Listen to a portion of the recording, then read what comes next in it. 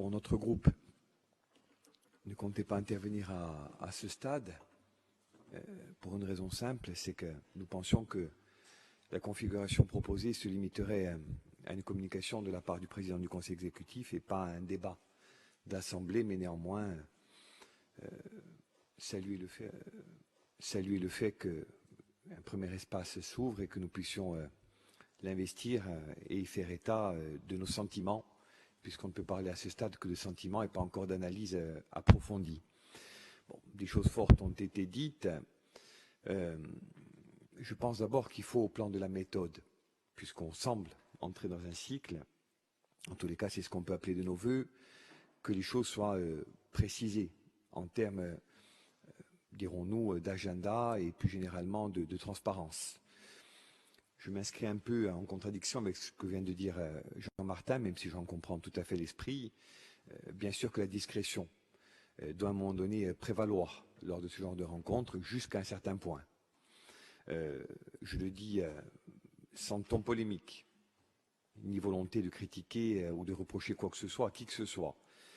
Mais notre groupe pourrait, pour ce qui le concerne, préférer que cette information soit rendue publique lorsque nous débattions, il y a encore quelques jours, du sujet de Pedro Alessandre et au-delà, serait peut-être éclairé d'un jour un peu différent les débats qui ont pu avoir lieu.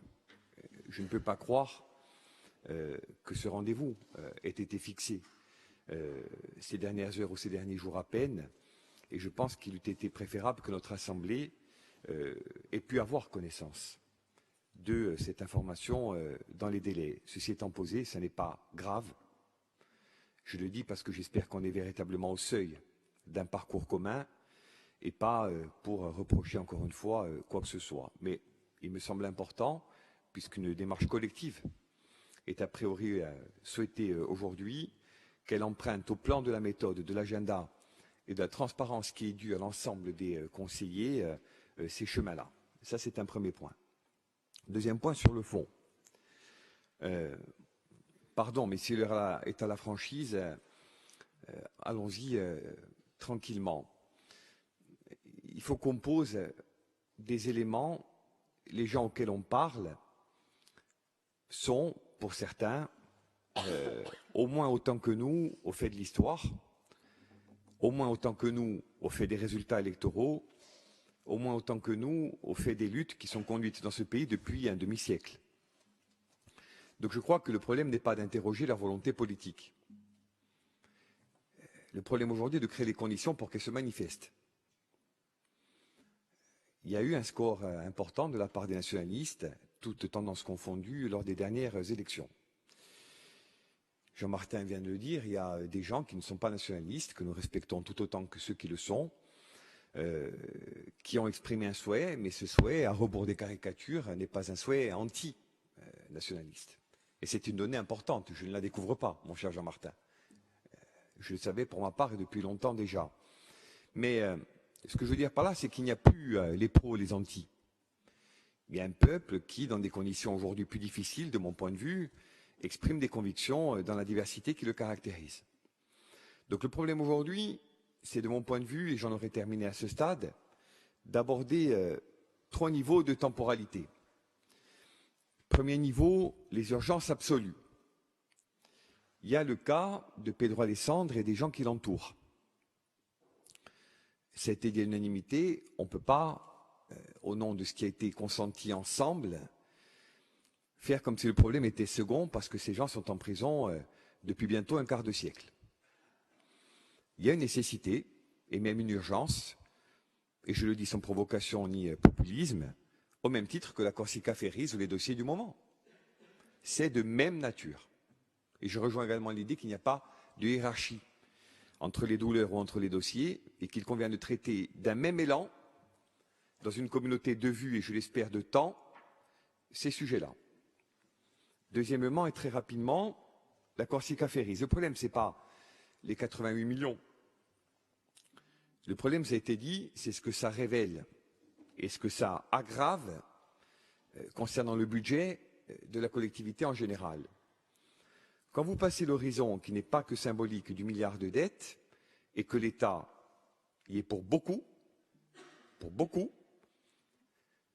et que vous êtes à 15 jours du vote du budget supplémentaire, on ne peut pas faire comme si c'était une marge ou un facteur d'ajustement.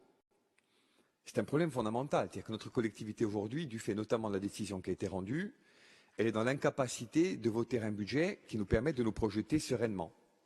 On le sait tous, ce n'est pas la peine de prendre des chemins de traverse. Et ce n'est pas encore une fois une critique, et si critique il devait y avoir, c'est à l'État qu'elle s'adresserait. Donc moi je suis parfaitement à l'aise pour exprimer ce point de vue-là. Mais la réalité aujourd'hui, elle nous convoque et nous impose un devoir d'extrême vigilance quant à la simple exécution de nos politiques budgétaires. Et on ne parle pas en mois ou en années, on parle en jours, voire en heures, au regard des urgences du moment, et les premiers rapports examinés ont permis d'en dire quelque chose, notamment au plan social, de la petite enfance, etc. Donc il y a cette temporalité-là. Demain matin, ok. 2, il y a le cycle qui pourrait être construit. Julien, on est, et ce n'est pas là aussi un reproche, loin s'en faut, un certain nombre, à savoir de l'État, là aussi je dis très franchement, pour que le débat avance un petit peu, en tous les cas, c'est ce que j'essaie modestement de faire, qu'il a une vocation naturelle à neutraliser les débats gênants au seuil des grandes élections. On est à 7 mois de la présidentielle.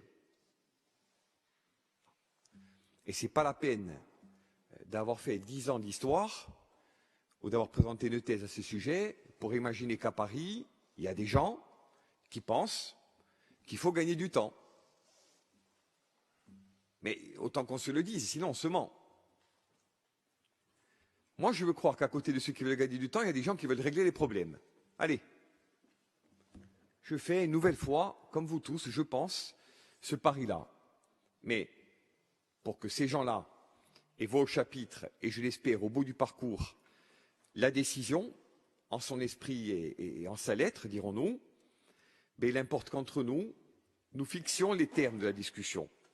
Alors nous attendons, même si nous ferons des propositions, ce que le Conseil exécutif et la majorité ont à nous proposer à ce stade, mais vous l'aurez compris, au-delà de la discussion du jour, qui pose un cadre, ou en tous les cas une intention stratégique, il faut que nous avancions résolument et de manière pragmatique, d'une part, sur ce qui nous attend dans les heures qui viennent, et d'autre part, sur cette solution politique que nous réclamons pour notre part depuis très longtemps, qui peut prendre des chemins, des intitulés différents, mais qui renvoie à l'idée que Paris et la Corse ne peuvent pas remettre une pièce dans la machine pour les 6 ans qui viennent et revivre, ou nous faire revivre la mandature que nous avons pu vivre ou que nous vivons depuis très longtemps déjà, puisqu'il n'est pas question que d'une mandature. Donc voilà, à ce stade, ce que je voulais exprimer pour notre groupe, mais on aura bien sûr l'occasion d'y revenir le plus tôt possible, je l'espère. Merci.